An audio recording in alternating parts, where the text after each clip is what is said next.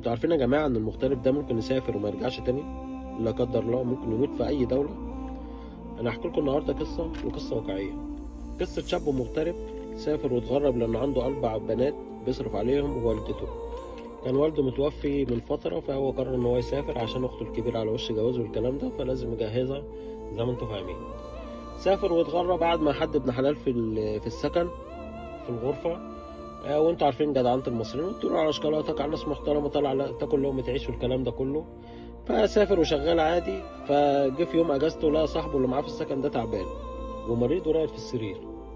قال له مالك؟ قال له والله انا تعبان مش قادر اروح الشغل وعندي شغل ولازم والكلام ده كله. قال لي خليك انا هروح مكانك.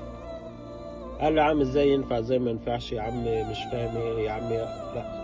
قال له والله انا هروح مكانك. قال له طيب خلاص يا صاحبي روح، ربنا يجازيك خير والكلام ده كله. فراح الشغل والحفار وقع عليه.